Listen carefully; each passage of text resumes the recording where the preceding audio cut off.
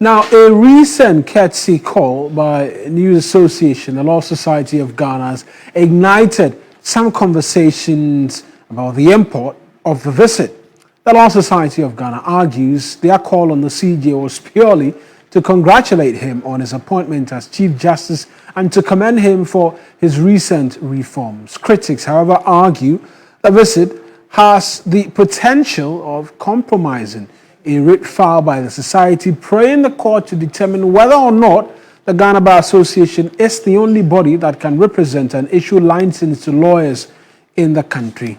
Before we look at the writ and engage the issue a bit further, let's listen to a leader of the group to the CJ's office and the response by the acting Chief Justice and a Justice of the Supreme Court. The race of the judiciary, we've seen some positives. In the sense that we've noticed how the judiciary is beginning to assert itself and, as it were, showing how independent it can be. And that is what Ghanaians have been craving for. Your sterling leadership is giving hope to Ghanaians. And with the fact that you are also being nominated to continue, we are aware that there's light at the end of the tunnel. In its first public statement since being nominated, Justice Bafaboni pledged to run an open and inclusive administration. I'm going to run a very open administration. The judiciary, the bench needs the bar. And so we are excited that you have also pledged to support the judiciary and its intendments. And then at the end of the day, it is justice for the people that we all seek after. However, as concerns could be raised that the Law Society's visit could influence a case currently before the courts, one in which the society is itself a party and challenging the Ghana Bar Association, Supreme Court Judge Justice Thought-provoking stressed that the courtesy call will in no way prejudge proceedings. There are other matters which have come to our attention. There's a suit that has been filed by some, I think, 3 plaintiffs. That suit is seeking broader issues of interpretation of the Constitution. And I want, because the media is here, to make it clear that the interaction here is in no way intended to prejudice those broader issues that are being raised in that suit. Your visit is within a different context. Ghana Law Society is also another organization of lawyers that has come up. As a country, we should accept it and support it to grow. Our objectives does not, spell out that we are challenging them. The objective that they have is the same objective that we also have. And the objective is to support the administration of justice in this country, support the judiciary, and support our democracy. That is the same as the Ghana Bar. So we are helping the institutions. I mean, it's a complement. We have well over, I'm sure, 7,000 lawyers. And all 7,000 lawyers, one association cannot administer all of them. That report by my colleague Noble Crosby, and let's get a bit more in terms of the details of the suit which have been filed in the Supreme Court, where they are seeking, amongst many other things, to have the court make certain declarations about the Ghana Bar Association and what they believe is a certain preferential treatments they are enjoying. Let's walk you through exactly what these reliefs are and what it is that they are seeking to have the court do for them at the Supreme Court, one of which we've been hearing Justice Thought-provoking make reference to that their visit, the purpose for their visit is completely different from the matters before the Supreme Court currently. And so here's what the Law Society of Ghana is praying the Supreme Court do for them. The first, and these are 5 reliefs, and we've just curated a few of them. The first, they want the Apex Court to declare that the constitutional reference to the Ghana Bar Association, because when you go into the 1992 Constitution, the Ghana Bar Association is mentioned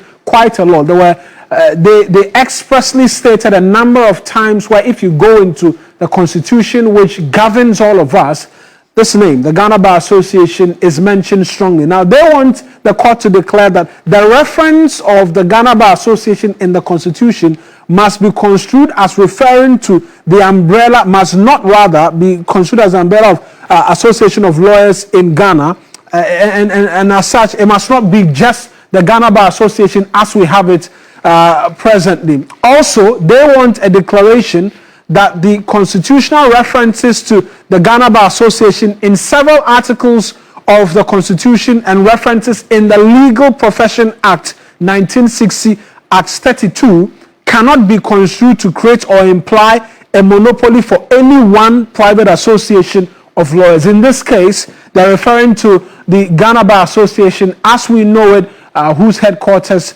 is on the Gamal Abdul Nasser Avenue as well. Now, a bit more in terms of what they are seeking, a declaration that the name Ghana Bar Association in the Constitution and Legal Profession Act must be construed as a generic or umbrella designation for association of lawyers in the country. Then again, a declaration that any conferment of constitutional powers, rights, roles, or privileges on the current Ghana Bar Association will vest exclusive recognition of it, which forecloses rival associations of lawyers from equal recognition and participation in public constitutional space, and that recognitions and conferment of powers, rights, and privileges are inconsistent. So simply they're making the argument that, look, the conferment, if it is maintained to mean the present Ghana Bar Association as we have it, then it will be a disservice to other groupings of lawyers who've come up, which the Law Society of Ghana is seeking to do. And we heard one of their leaders as well speak to the fact that they are seeking to, amongst many other things, advocate for the same thing as the Ghana Bar Association is doing, only to suggest that over 7,000 lawyers, the GBA cannot seek to serve all of those 7,000 plus lawyers. Hence, other associations also have to come up. Then there's a conversation about licensing and the renewal of licensing as well. But let's get onto the phone lines right now. Christian Malmhesse is a private legal practitioner. Let's make his thoughts as to whether or not really there are genuine concerns that this visit can begin to raise a few eyebrows as to that matter. Bits and pieces we've gone through pending before the Supreme Court. Counsel, I appreciate you speaking to us. Is there a legitimacy really in terms of the concerns that are being raised that this visit raises a bit of an eyebrow in terms of the push currently ongoing at the Supreme Court? Yeah, good afternoon and good afternoon to your viewers. Indeed, it's interesting times we find ourselves in. This is not new. We've had the learned Tien Wadru mount similar action in the past. Indeed, every association has its own internal problems, and at all times the front must be maintained. I also understand where the society is coming from. That given the fact that certain internal matters had laterally stayed longer and have not been resolved, there should be plurality in terms of associations and for members of the bar to choose which bar association they would want to join.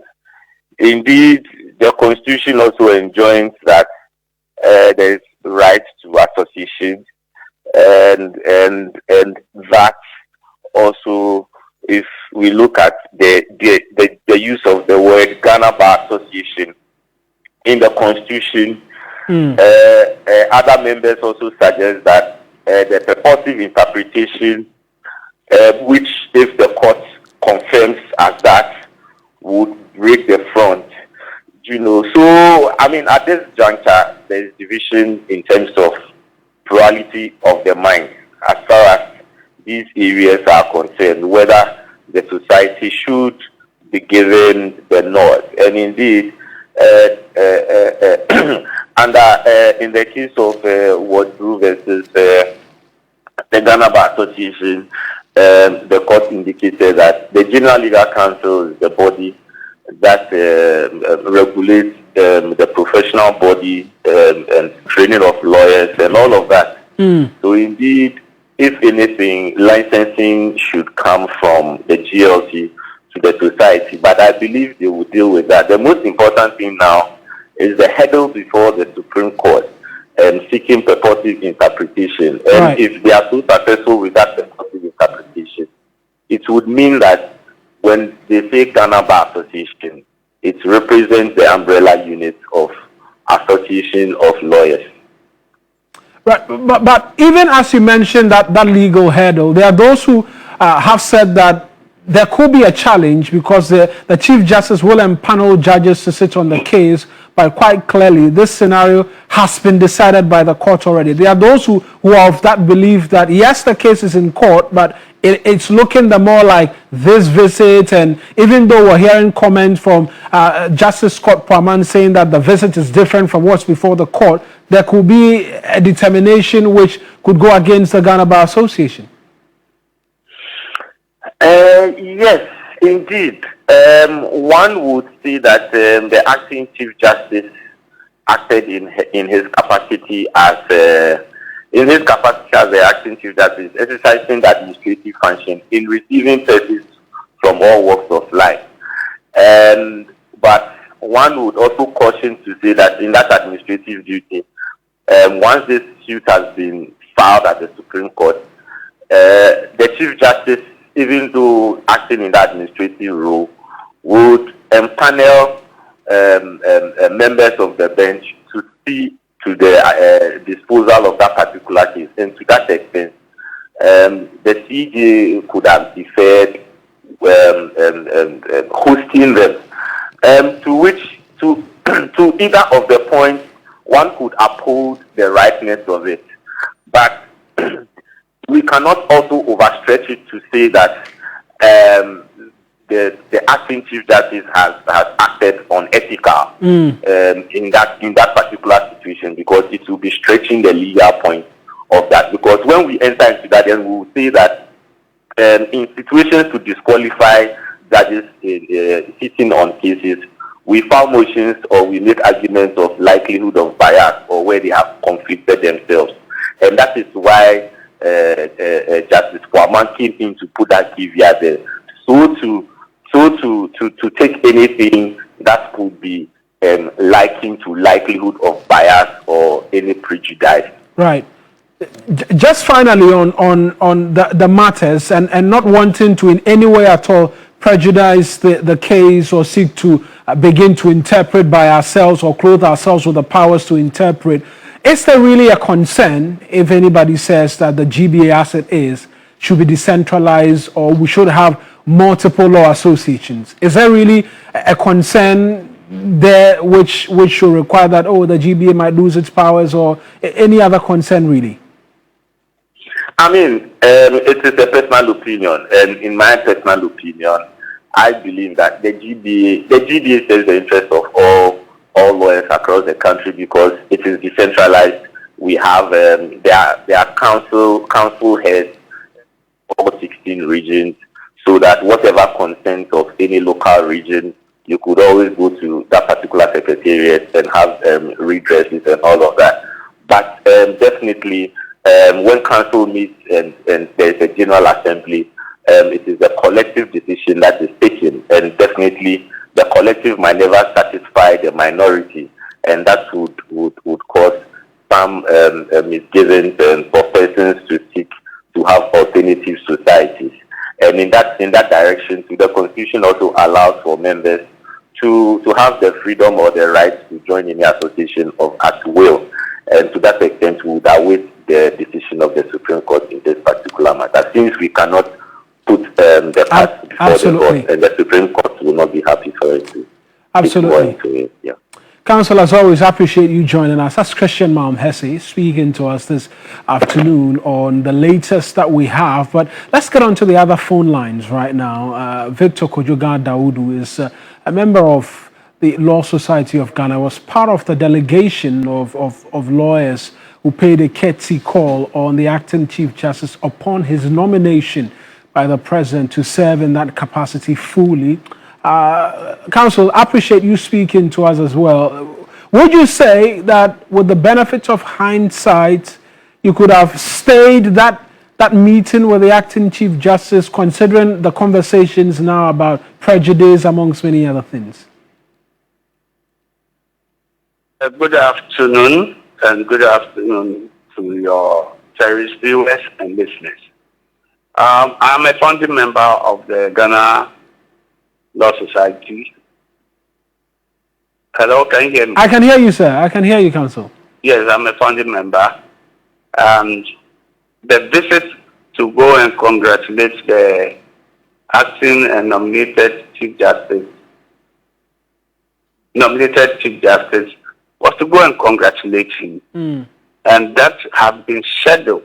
The letter that went had even predated when he was nominated.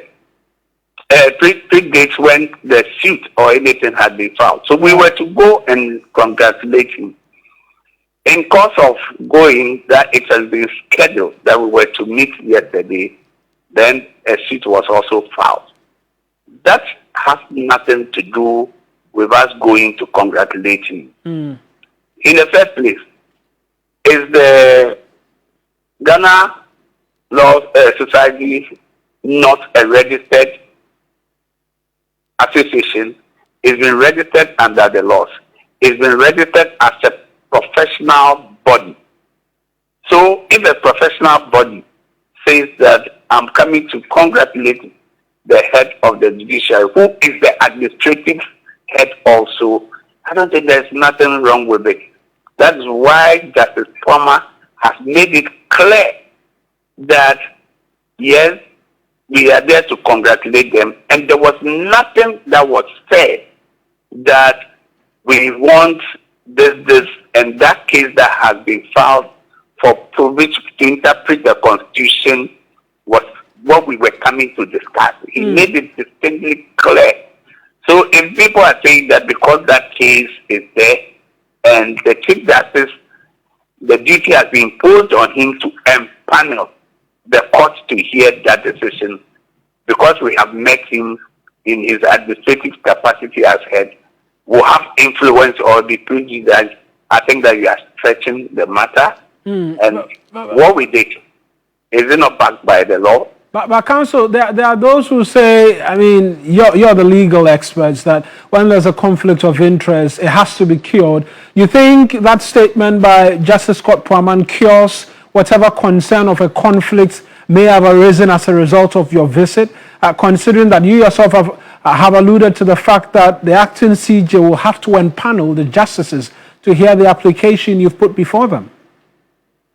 But if it is a case against the Chief Justice, the law says that he has to empanel. No, that is what the duty imposed on him. Now, are you saying that as administrative head, he cannot meet a professional body? Is that what we are saying, that because he empanels and anything that has to be done with administration and you have such issues, he cannot act? And this meeting had been scheduled. It was scheduled way back, even before this suit came in. So nothing, there was no discussion. We should not allow others to bring a hypothetical situation that we don't even know the people who will be empaneled. We don't know. It is a duty imposed on him to do. Is it going to be part of the case, or is not even going to be part of it? This hypothetical situation does not exist, and we should not make a fetish of this. It's an association that went and says that we've come to congratulate you, and we believe that you'll be aware that we have this association is a professional body. Right. It's been registered under the law, and we have the certificate which was shown that this is the certificate that we are registered. So it was a legitimate thing, not that a group of people just went in there to speak to the acting chief justice that this is an issue we have brought, and while doing it, the issue should be looked at. That will raise the likelihood of bias. So this is the point that had been made. If the society had raised issues as to what they want, the interpretation of the Constitution, before them, then that is when you can be saying that there must be a likelihood of bias. Right. All right. I appreciate.